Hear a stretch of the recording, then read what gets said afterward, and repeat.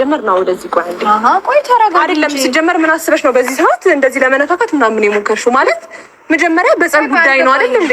ኖ አይ እኔ እሱ ባለቤቴ እኮ ነው ማለት እንደፈለኩኝ ማውራት እችላለሁ። ዛሬ አይደለማ ቆየ መብቴ ነው ቆየ።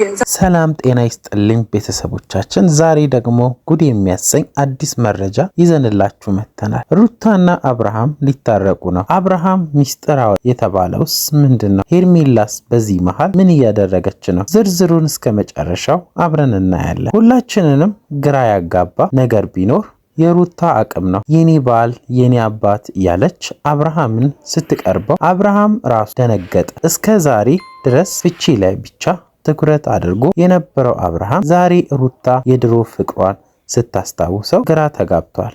ሩታ ሄርሜላን ለማስቀናት ነው ወይንስ እውነቱን መታረቅ ፈልጋ ነው?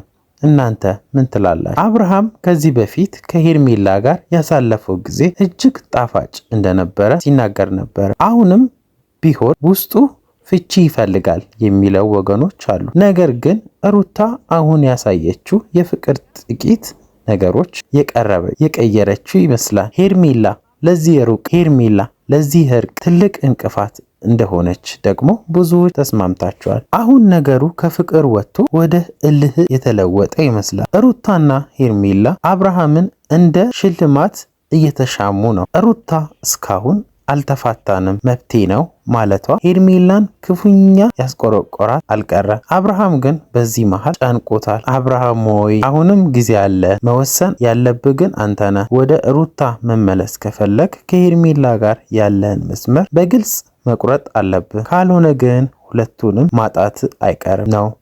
ተመልካቾቻ እናንተስ ምን ትላላችሁ? አብርሃም ለማን ይገባል? ሩታ ወይንስ ለሄርሜላ? ኮሜንት ላይ አስቀምጡልን። ሄርሜላ ለዚህ ትልቅ እንቅፋት እንደሆነች ደግሞ ብዙዎቹ ተስማማላችሁ። አብርሃም በሄርሜላ ፍቅር ተጠልፎ ይህን ወይም በሩታ የቆየ ትዳር ተይዞ ግራ ከመጋባቱ በፊት ላይ በግልጽ ይታያል። አብርሃም ሲያሳየው ሳያስበው በሚስጥር ያወጣው የተባለው በንግግር መሃል አሁንም ድረስ ለሄርሜላ ያለው ዝንባሌ መደበቅ ባለመቻሉ ነው። ነገር ግን ሩታ እኔ በሰከንዶቹ ውስጥ መወሰን እችላለሁ በማለቷ ለአብርሃም የመጨረሻ ማስጠንቀቂያ ትሰጠዋለች። የሚገርመው ነገር ሩታ አብርሃም የኔ ባል ብላ ስትጠራው ሄርሜላ ያሳየችው የቅናት ምላሽ ነገሩን ወደ ሌላ ደረጃ አሻግሮታል።